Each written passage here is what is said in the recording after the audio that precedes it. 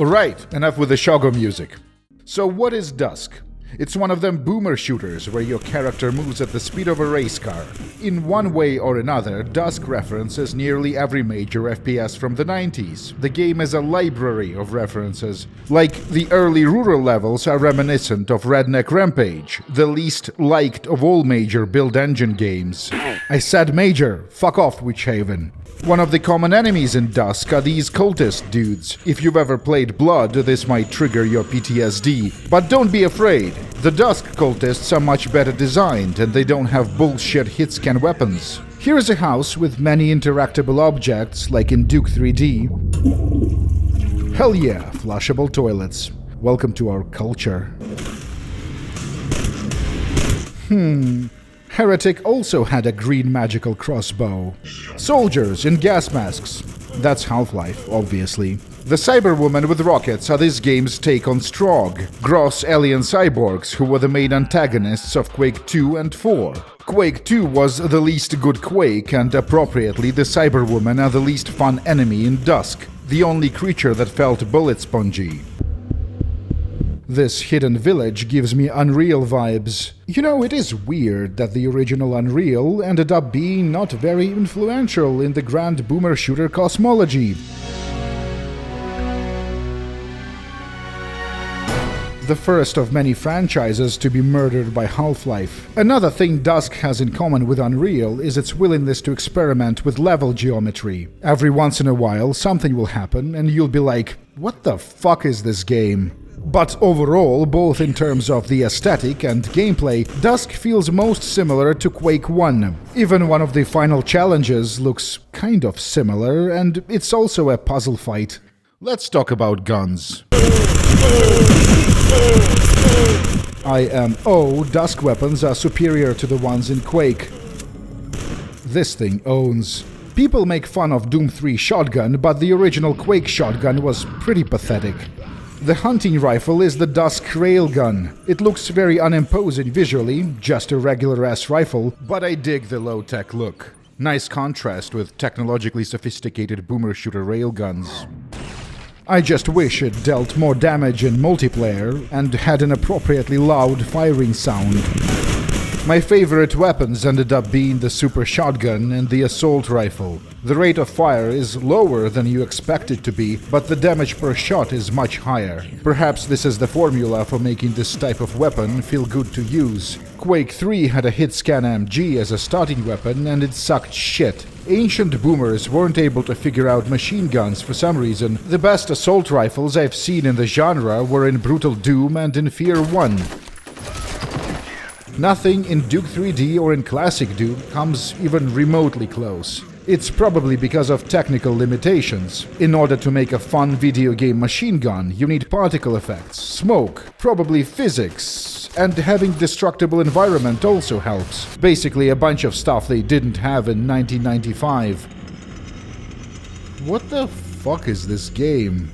The Dusk grenade launcher wasn't very fun to use until I realized that the projectiles could be prematurely detonated at any point. I didn't figure this out until I was almost done with the campaign, but in my defense, this is because the detonation trigger is your zoom key, and my religious beliefs prevent me from using the zoom feature in boomer shooters. The weapon itself is ugly, and it looks very similar to the rocket launcher, which in Dusk is called the Riveter. I am struggling to remember a game with a more potent rocket launcher. Maybe the nuke from Shadow Warrior comes close. The guns, even the pistols, feel very good to use. Most enemies don't take much damage at all. This makes even a relatively weak weapon like a pistol feel powerful. Dusk equivalent of quad damage increases your rate of fire for a short duration. And it stacks with itself.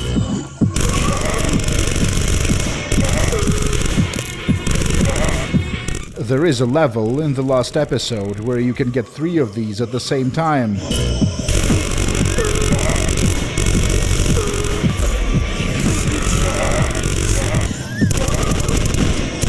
What the fuck is this game? Dusk campaign is only 6 or so hours long, short and sweet, but I wanted more, so I played a bunch of multiplayer.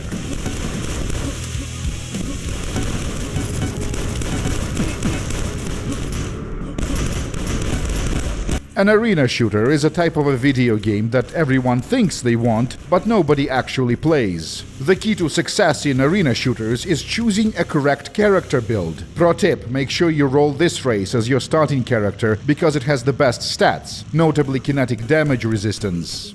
See? Looking at the gameplay, you might assume it's all about twitch reflexes and reaction speeds. And that's not wrong, but the real secret to victory in arena shooters is managing the pickup economy. Maps have various objects, like weapons, armor, health pickups, and powerful temporary bonuses like this Big Dick health kit. An effective player would collect as many of these as possible, while denying the opponent an opportunity to do the same. So naturally, one of the most important skills is efficient movement. One technique is called strafe jumping. Bunny hopping is an advanced version of the same thing. Both originated in Quake. Master these techniques and you'll be able to gather weapons and ammo at a much faster rate than an inexperienced player, gaining an advantage in the pickup economy. The insane acceleration makes a player much harder to hit, although it's also harder to hit other players while you are strafe jumping, so it's a skill kind of thing. There is a dance-like quality to these duels. It needs to be stated that Dusk is significantly more accessible compared to the classic FPSs I used to play competitively when I was a kid. Movement in Quake was an art as well as science. Quake was a video game, but it was also a machine, a sophisticated device that needs to be extensively tweaked and customized. A typical weekend in 2001 involved me and a bunch of my buddies meeting at a bus station. It was early in the morning and we were going to an internet cafe. At the time, this was how competitive video games were played, to which shooters are incompatible with dial-up internet. In my hand, I had a floppy disk with a custom Quake 3 configuration file, with pages upon pages of customized controls and settings. The pro gamer I borrowed the CFG from was successfully competing against Fatality himself, so it had to be good. Everyone who took their Quake seriously had their own private configuration floppy drive. The controls were simply too sophisticated to be customized on site. Oh shit, I forgot another boomer reference. In Dusk Deathmatch, you can change the color of your name by typing different color codes, just like in Quake 3. That's more like it. John D. Carmack II, one of the co-inventors of the entire FPS genre, didn't actually like the idea of bunny hopping, at least not when he was designing Quake 3. The bug causing this unintended functionality was fixed. Predictably, this led to fan outcry. Their precious game was being ruined by a clueless developer. Carmack, you fool! Why did you remove the best feature? Do you even understand Quake? But he did understand. It's just his vision of Quake was different from that of his fans. According to Carmack, the player character was expected to be like an 80s action hero, like Arnold Schwarzenegger or Sigourney Weaver. And bunny hopping contradicted this fantasy. You just don't see Arnold traversing the jungle by jumping slightly to the left at unrealistically high speeds. That's just nonsense. Carmack thought the gameplay should instead focus on running and dodging. Quake fans spammed him with emails, eventually convincing the man that the mechanic was very important for the gameplay identity of Quake. Enough of your LARP nonsense, Carmack. Succumbing to the pressure, he unfixed the bug. But the thing is, in this particular instance, Carmack's instincts were sort of correct. Just like it is the case with real-time strategy, the gameplay concepts of arena shooters are idiosyncratic, incoherent, and most importantly, inaccessible to a normal person. Ultimately, the gamer masses found the Quake-style games to be unappealing, so Capital stopped producing them. And they died off. Like dinosaurs. Even Dusk, which is a pastiche of references to the classics, prefers to de-emphasize multiplayer, focusing instead on the campaign, monsters, and gimmicks. What the fuck is this game? Dusk multiplayer is easily its most buggy and unfinished game mode. It's crazy fast-paced even compared to Quake. You respawn instantly and often right next to where you just died. The pickups take seconds to appear again. The maps are about half the size of the ones in Quake 2 or 3, and as it is the case with all twitchy games, low pings have a huge advantage. The maps are smaller, but many of them are also more open than the ones in classic boomer shooters, which makes the rocket launcher structure less useful. Multiplayer doesn't seem to be popular. It's hard to find matches even in prime time. But when you do, especially on a populated server, not gonna lie, I fucking loved it.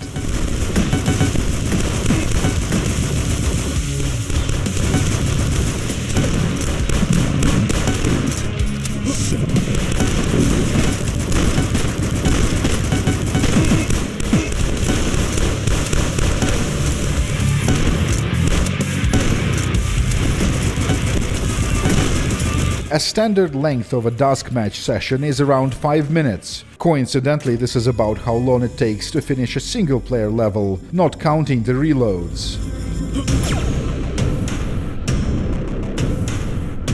Dusk is a short game. I still want more. Here is a fun thought experiment. In what direction do you think a sequel can go? Not sure if there is ever gonna be a sequel, but I have some ideas I insist sharing with you, whether you want me to or not. Dusk sequel idea number 1. Half-Life we never got. In the end of the original Half-Life, the protagonist is hired by an extraterrestrial mercenary agency of some sort. I took the liberty of relieving you of your weapons. Most of them were government property. It was never revealed who your employers were or what the job was, and without saying too much, Dusk ends in a similar way. By now you probably noticed that creative environments are one of the major strengths of the... What the fuck is this game? The further you progress through the episodes, the more inventive Dusk gets with strange geometry, gravity, color, and mood experiments. The developers clearly enjoy expressing themselves through map design, and this story setup gives an excuse to go to different worlds in order to indulge in all of this some more. Oh, and the Dusk dude should have a hazardous environment suit with a voice assistant. But the voice should be, like, satanic? Like it's mocking you. With his sparks, we take from men that which has never been taken before. Dusk sequel idea number 2. The second Blood game we never got. Blood 2 was ruined by being released like a year before it was ready. It's universally considered to be an awful game. Not sure if it technically qualifies as early 3D, but Blood 2 definitely manages to look worse compared to its sprite-based predecessor. However, there is one thing it did I kind of liked. The game had a fuck ton of weapons, and you could carry more than a dozen of them at the same time. Some could even be dual-wielded, and most of them had alternate fire modes. The game never stopped introducing new guns as you progress through the narrative. In fact, as far as I'm concerned, exploring new weapons was the real narrative of Blood 2. Dusk is already in many ways similar to the original Blood. Perhaps it can incorporate the best features, the only good feature of Blood 2 as well. Dusk sequel idea number 3. Dai Katana we never got. The expert FPS from John Romero was about time traveling and slaying bad guys with a cool sword. Dusk already has a cool sword, and some time fuckery, and bad guys. Well, the facts speak for themselves, don't they? Dusk is a Dai Katana sequel. So in Romero's game, we got to visit different historical eras, which meant the weapons you found were different in every episode. That's cool. And most importantly, Dai Katana featured an African sidekick whose name was Superfly Johnson. It was such a great moment in boomer shooter history, when a legendary developer, one of the people who invented FPSs, makes a video game where one of the main characters is a black guy called Amazing Penis. Nerds would talk about the artistic potential of video games. I feel Wolf 3D was our arrival of a train, while Dai Katana was like when that one dude took a photo of a urinal, and for over 100 years now we, as a society, are trying to figure out if it was art or not. Anyway, all these ideas synergize with one another. Dusk Dude gets recruited by Redacted into a time-traveling mercenary agency, so he has to visit different eras and murderize local bad guys with era-appropriate weapons. This game would fucking own, dude. Idea number 4. Duke forever whenever No, that's not gonna work. Duke is all about barking expressive one-liners and exploring very detailed levels with tons of interactable objects. The former is not very Dusk-like, and the latter, well, in the first episode, there are quite a few houses that have various interactables, but that's more of a fuck-around kind of thing. The later levels don't have many such objects. And the Dusk dude is way too fast to impersonate Duke. It's impossible to interact with toilets and microwaves while you are flying through the levels at jet-like speeds. The real successor to Duke 3D was Sin, and it was good.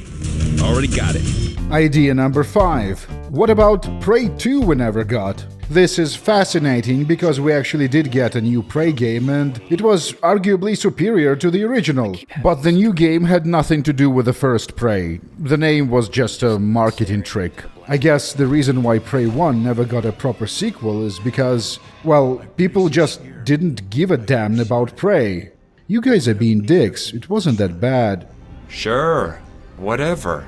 How many layers of boomer shooter are you on? Well, I don't know, dude, like 5 or 6? Redneck with a shotgun shooting marines in a lab with upside-down geometry? You are like a little baby. Idea number 6. Shogo 2 we never got.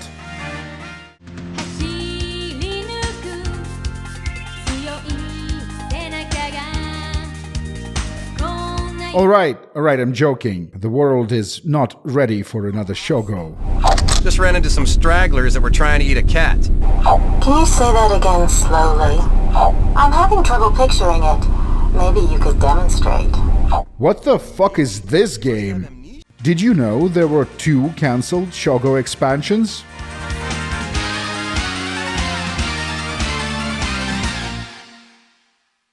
Final words.